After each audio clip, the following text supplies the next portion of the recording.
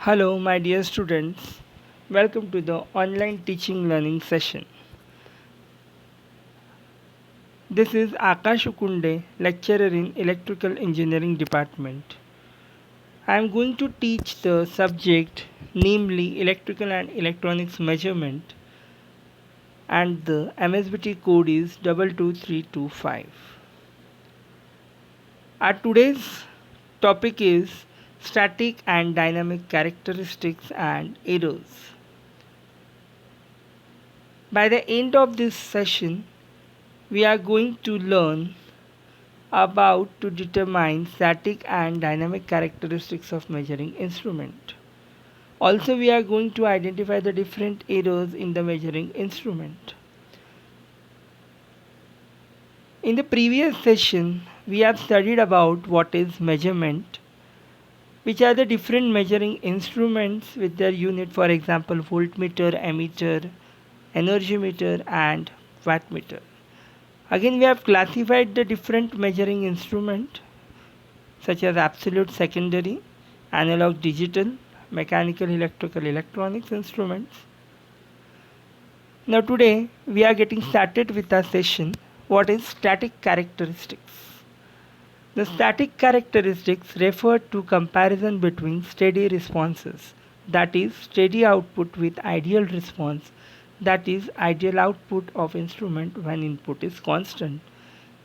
In some processes, quantity to be measured does not change with respect to time, or it changes very slowly with respect to time.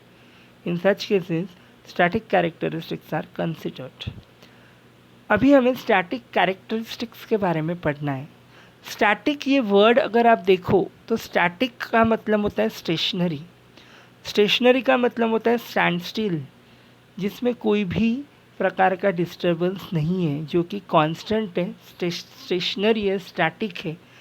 तो यहाँ जो word है static, इसमें से ही हमें एक अंदाज़ मिल रहा है कि something the output is nothing but an ideal output we can say, और we can say there is a steady output. क्योंकि स्टैटिक ये वर्ड ही बिलोंग करता है कि स्टैटिक का मतलब है स्टडी.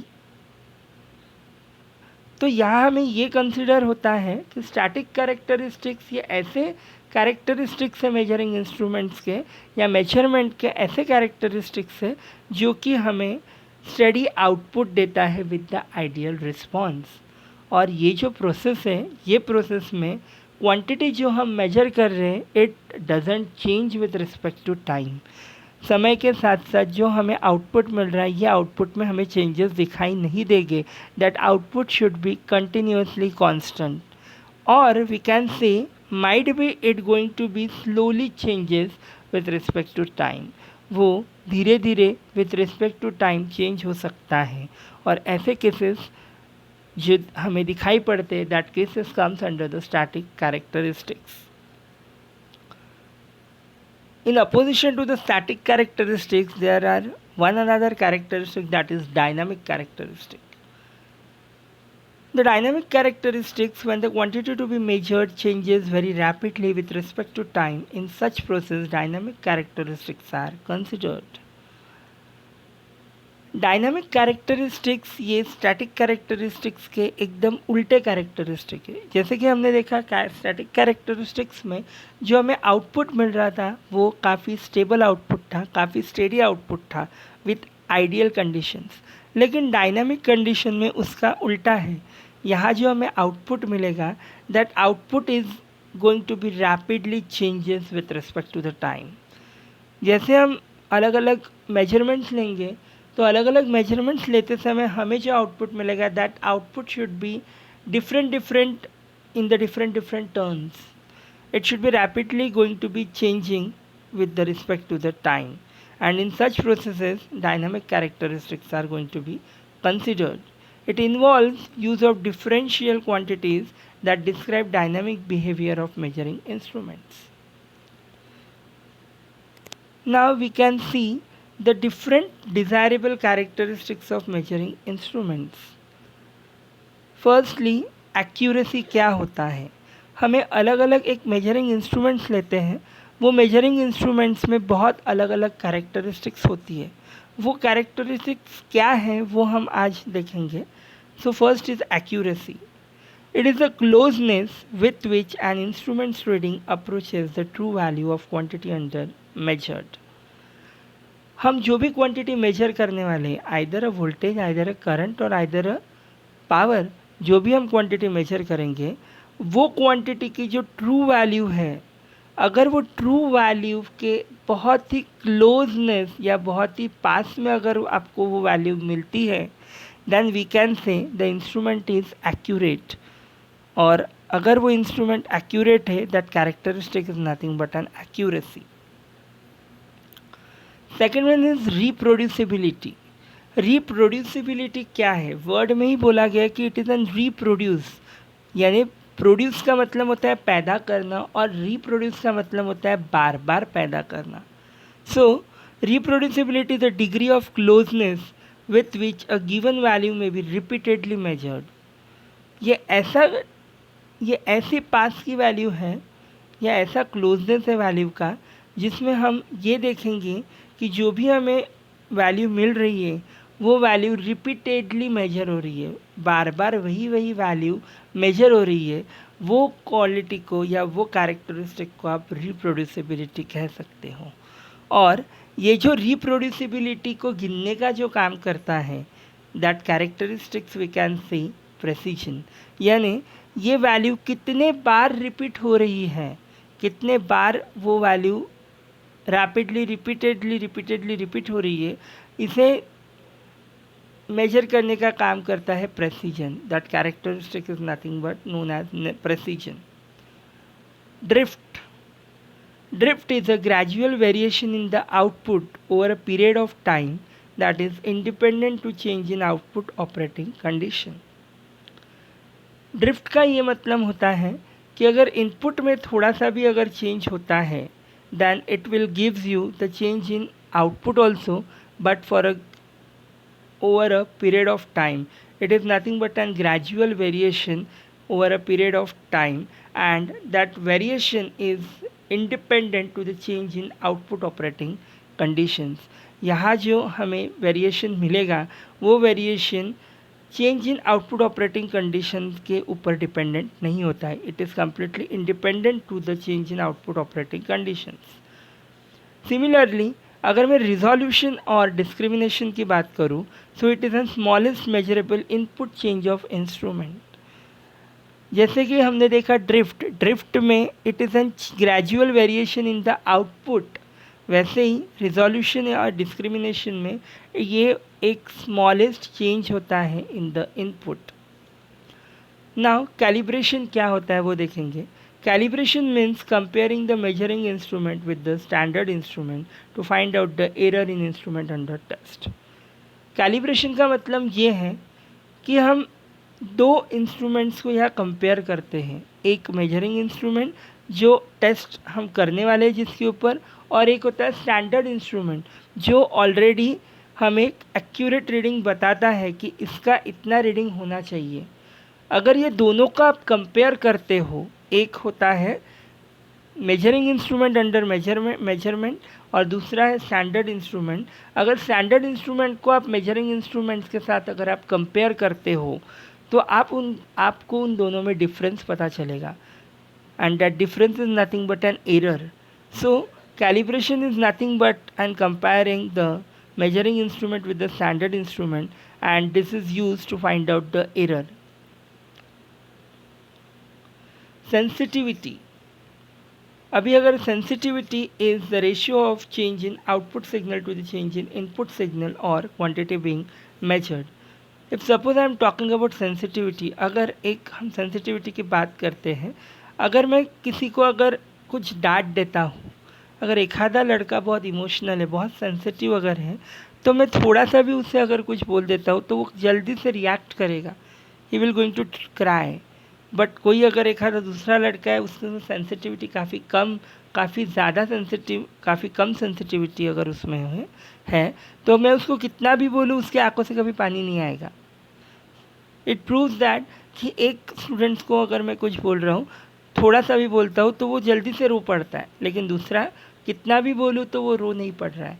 सो हमें ये देखना है कि इनपुट देने के बाद आउटपुट में कितना चेंज आता है। Sensitivity is ratio of change in output signal to the change in input signal, यानी आउटपुट सिग्नल में कितना चेंज आ रहा है जब हम इनपुट सिग्नल को दे रहे हैं तब। तो that is nothing but sensitivity. Reliability, it is an ability of instrument to perform its duty keeping errors within the limits specified by the manufacturer। Reliability का मतलब होता है भरोसेमंद। यहाँ हम बात कर रहे हैं कैरेक्टरिस्टिक कि इंस्ट्रूमेंट कितना रिलायबल है। फॉर एग्जाम्पल क्या बोला है, it is an ability of an instrument to perform its duty keeping errors within the limit specified by the manufacturer. Error तो सब में है, जैसे हम अभी हमारी बात करते हैं स्टूडेंट की कि मुझे इस स्टूडेंट के ऊपर भरोसा है, मुझे मेरे दोस्त के ऊपर भरोसा है, इसका मतलब ये नहीं है कि वो बहुत परिपूर्ण है, उसमें भी कुछ ना कुछ खामियां हैं। बट अगर वो खामियां को वो लिमिट में रखकर अगर वो काम को वो पूरा करता है, that means that person is reliable. वैसे ही इंस्ट्रूमेंट्स के बारे में भी हम बात करते हैं। अगर एरर्स को लिमिट में रखकर अगर कोई इंस्ट्रूमेंट में एबिलिटी है कि वो अपनी ड्यूटी परफॉर्म कर सकता है, तो that is nothing but reliability. Repeatability, it is a closeness among the number of consecutive measurement. Now coming towards the error in measuring instruments, there are basically 3 types of errors: gross error, systematic error and random error. Coming toward the systematic error, there are again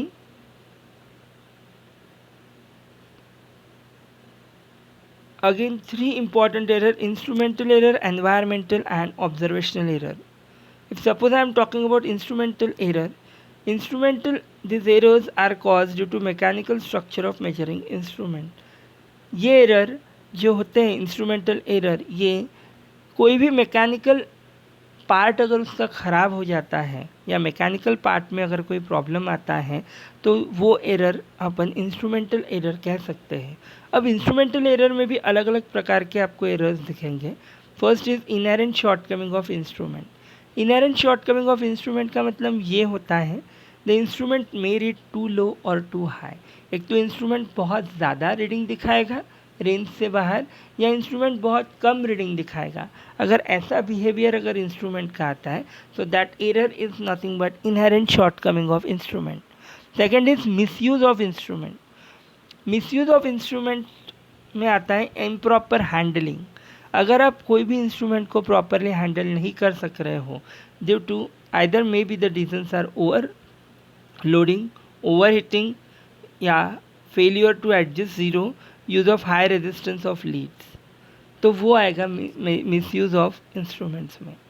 if suppose I am talking about loading effect, loading effect में ये होता है कि आप instrument पर उसकी capacity से ज़्यादा अगर आप लोड दे रहे हो, that comes under loading effect. It will causes distortion in the original signals.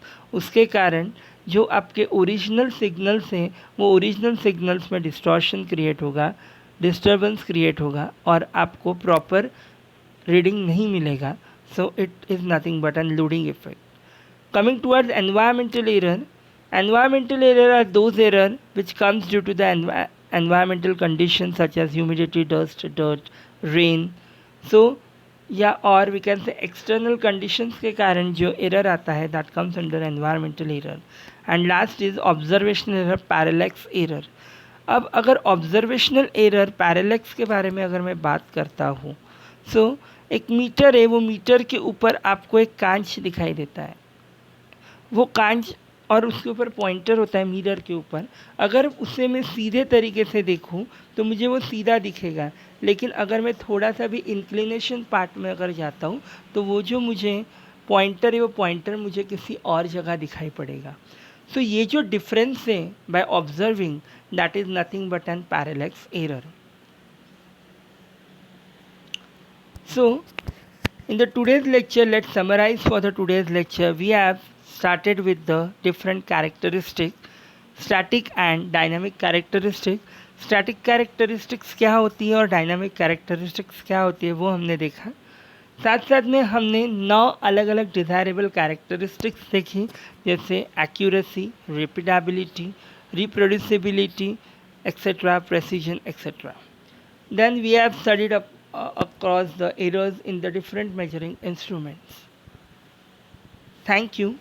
In the next session, we are going to learn about the effects of electric current and calibration of voltmeter. So, up till now, enjoy and keep learning. Thank you.